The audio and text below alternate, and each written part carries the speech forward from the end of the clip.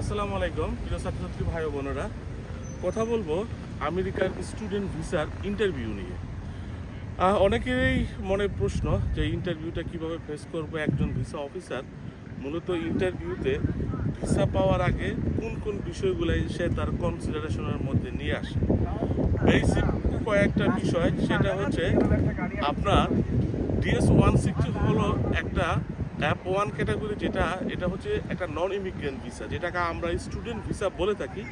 ইমিগ্রেশনের ভাষায় নাম হচ্ছে DS-160 ক্যাটাগরি অ্যাপ 1।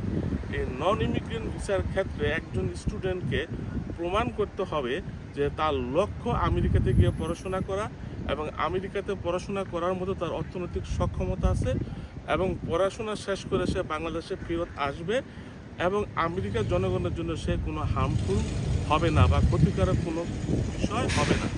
এইসব বিষয় বিবেচনায় রেখে একজন ভিসা অফিসার ভিসা দেওয়ার আগে আপনাকে অ্যানালাইসিস করে। সাপোজ প্রথমেই একজন ভিসা অফিসার যে সেগমেন্টটা দেখে সেটা হচ্ছে আপনার ভ্রমণের উদ্দেশ্য, পারপাস অফ ভিজিট। এখানে আপনাকে অবশ্যই প্রমাণ করতে হবে যে আমেরিকান বিশ্ববিদ্যালয়ে গিয়ে আপনি পড়াশোনা করবেন। আপনি পড়াশোনার নাম করে গিয়ে কাজ করবেন না, আপনার পড়াশোনার নাম করে গিয়ে ওখানে কোনো ক্রিমিনাল অ্যাক্টিভিটি করবেন না, পড়াশোনার নাম করে ওখান থেকে ভাইকা যাবেন না। যখন নাকি ভিসা অফিসার মেক শিওর হবে যে আপনার উদ্দেশ্য হচ্ছে পড়াশোনা করা, তখনই ভিসা অফিসার সেকেন্ড সেগমেন্টে চলে যায়। সেকেন্ড সেগমেন্টটা হলো কি, আচ্ছা একজন স্টুডেন্ট যেহেতু পড়াশোনা করতে যাচ্ছে, পড়াশোনা করার পরে পড়াশোনা করার জন্য তার অর্থনৈতিক সক্ষমতা আছে কিনা, বা তার ফ্যামিলি আমেরিকার মাটিতে তাকে পড়াশোনা করার জন্য যে অর্থনৈতিক সক্ষমতা সেটা তারা প্রদান করতে পারবে কিনা, তার অ্যাকোমোডেশন, তার টিউশন ফি, আদার এক্সপেন্সেস তার ফ্যামিলি বা তার স্পন্সর প্রদান করতে পারবে কিনা, এই বিষয়টা মেক শিওর হওয়ার জন্য একজন ভিসা অফিসার স্টুডেন্টকে কিছু প্রশ্ন করে থাকে। যেরকম, তো তোমার স্পন্সর কি করে, তার মান্থলি ইনকাম কত, সে তার বাংলাদেশে আর কি কি আছে। এই প্রশ্নগুলো করার মূল উদ্দেশ্য হচ্ছে আমেরিকাতে আপনার স্পন্সর আপনাকে সঠিকভাবে ফাইন্যান্স করতে পারবে নাকি পারবে না।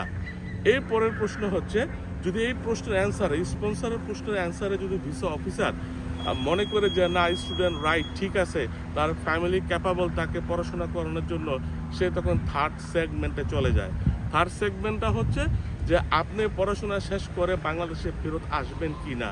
আপনি আমেরিকাতে গিয়ে থেকে যান, দ্যাটস দ্য ডিফারেন্ট কেস, কিন্তু ভিসা অফিসারকে কখনো বুঝাতে পারবেন না যে আমেরিকাতে গিয়ে আপনি থেকে যাবেন। আপনাকে অবশ্যই প্রমাণ করতে হবে পড়াশোনা শেষ করে আপনি বাংলাদেশে ফেরত আসবেন। তো এখানে ভিসা অফিসারকে বোঝাতে হবে যে বাংলাদেশে আমার ফ্যামিলি টাইস খুবই স্ট্রং, আমার অর্থনৈতিক টাইস খুবই স্ট্রং, এখানে আমার বাবার ব্যবসা বাণিজ্য আছে, এখানে আমার বাবার অ্যাসেটস আছে, অবশ্যই আমি আমার ফ্যামিলির জন্য, আমার বাবার সয় সম্পত্তির জন্য অথবা আমার কেরিয়ার জন্য বাংলাদেশে ফেরত আসব। তো এই বিষয়টা ভিসা অফিসারকে ক্লিয়ারলি একটা মেসেজ দিতে হবে, যাতে ভিসা অফিসার মনে করে আপনি যে কথাটা বলতেছেন এটা 100% সঠিক। ফোর্থ সেগমেন্টে ভিসা অফিসার দেখবে যে আপনার নামে কোনো ক্রিমিনাল অ্যাক্টিভিটিস আছে কিনা, বা আমেরিকার জনগণের জন্য আপনার ক্ষতিকারক কোনো কিছু করবেন কিনা। সেক্ষেত্রে আপনার ফেসবুকটা দেখতে পারে যে আপনি ইসরায়েলের বিপক্ষে বা আমেরিকার বিপক্ষে কোনো পোস্ট করছেন কিনা, বা ফিলিস্তিনিদের সহযোগিতা করছেন কিনা, এইসব বিষয়ে তথা বিভিন্ন আপনার একটু অ্যানালাইসিস করতে পারে এখন ডিপলি যে আপনার নামে কোনো ক্রাইম আছে কিনা। এইসব বিষয়গুলাই ইদানিং একজন ভিসা অফিসার ভিসা প্রদান করার আগে তার বিবেচনায় নিয়ে আসবে। এইসব বিষয়গুলাই যদি আপনারা একটু অ্যালার্ট থাকেন এবং ভিসা অফিসার আপনার থেকে কি খুঁজে বের করার চেষ্টা করতে পারে, এইসব বিষয় থেকে পূর্বের থেকে অভিজ্ঞতা থাকে এবং একটু প্রিপারেশন নিয়ে অ্যাম্বাসিতে ভিসা ইন্টারভিউ দেওয়ার জন্য যান, অবশ্যই ইনশাল্লাহ আপনাদের ভিসা হবে। ডোনাল্ড ট্রাম্প সরকার এখনও আমেরিকাতে স্টুডেন্ট ভিসা দিচ্ছে, এটা বন্ধ করে নেই। তো আশা করি আপনারা এই বিষয়গুলাই বুঝতে পারবেন এবং প্রিপারেশন নিয়ে অ্যাম্বাসিতে যাবেন, যাতে করে আপনাদের মূল্যবান সময় এবং টাকা নষ্ট না হয়। আপনাদের দিনটি সুন্দর হোক, শুভ হোক, এবং ভবিষ্যতে অন্য অন্য বিষয় নিয়ে ইমিগ্রেশন রিলেটেড আপনাদের যদি কোশ্চেন থাকে আমাদের অফিস ভিজিট করতে পারেন এবং আমাদেরকে কল দিতে পারেন। আল্লাহ হাফেজ।